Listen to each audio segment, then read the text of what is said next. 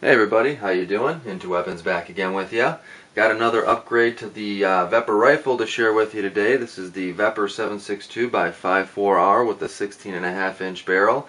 This is video number 7 out of the series that I'm doing of turning the original hunting type rifle as you would know it into more of a tactical rifle.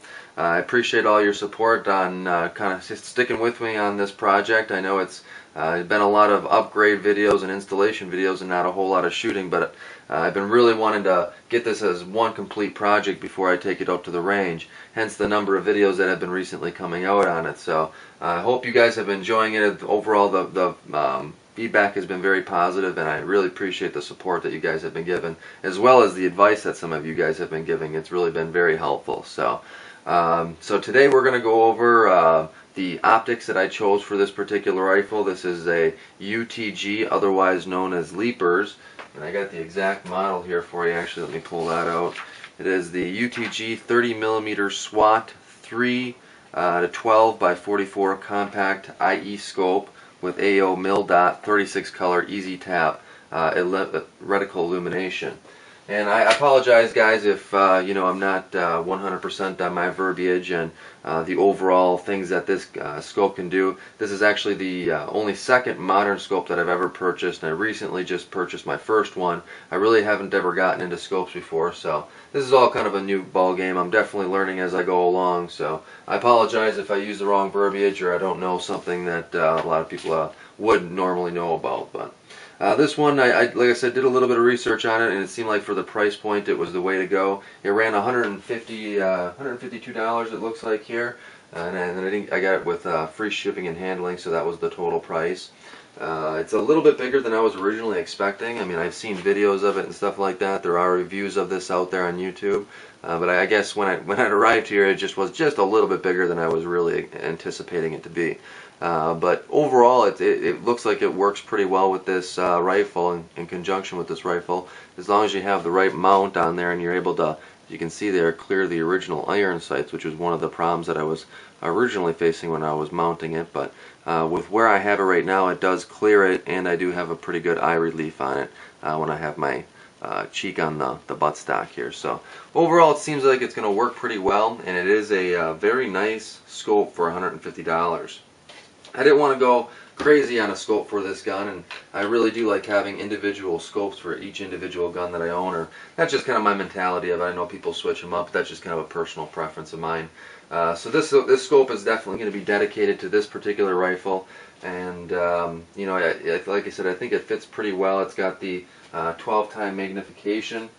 We'll go over some of the specs here real quick for you guys.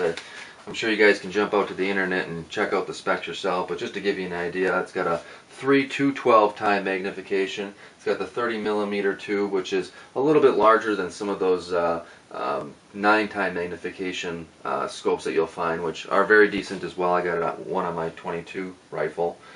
It's got an easy tap IE illuminator buttons up here, so you can actually adjust the brightness intensities just by hitting these buttons here. It doesn't have like a dial of any sort.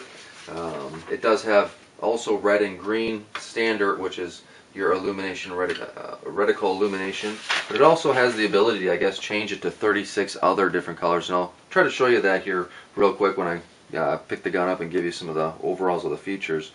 But like I said, 36 colors, which is pretty cool. It's got a premium zero lock, locking and zero resetting ring lock target turrets, which is really cool because you can get your zero in there and then really lock those down. Consistent and precise 1 1/4 MOA per click windage and elevation adjustments, which is pretty standard. It's got a side wheel adjustment turret for parallax adjustments from 10 to infinity.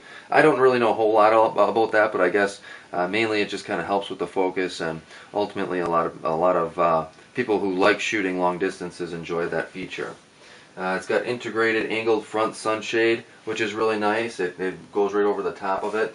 Or I'm sorry, it's built into the actual shape of it. It's got flip open lens caps here, as you can see on the front and the back, which are really nice. They flip open pretty easily. They don't move around a whole lot on there, but I've heard if you kind of line those with black tape and then put it back on there, it does sit a little bit snugger and won't move around as much. And it's got a high quality max strength quick detach Picatinny Weaver rings, which did come with the package here, and I'll show you that in a second here as well. I think that was pretty much it. I don't think I have anything else here that stood out to me. The objective diameter was 44 millimeters. Field of view is 100 yards. It's 32 to 10 feet. Eye relief is 3.4 to 3 inches. Click value is 100 yards at a quarter inch. And it does run off the Illumination of CR2032 battery, which I'll show you here quick. It does give you two out of the package, which is real nice, but I got one in there right now, and this will be the backup. They give you a couple Allen wrenches for installing the scope ring mounts. They give you a lens cleaner here, a manual, and a couple index cards to help you along the way. Here's the package of it. Like I said, when it arrived, I was pretty surprised. It's a pretty sizable scope here. And we'll go ahead and show you kind of a close-up. Like I said, you got the lens covers, which are real nice. Over on the right-hand side here, you're adjusting right and left, and then on the top here, up and down.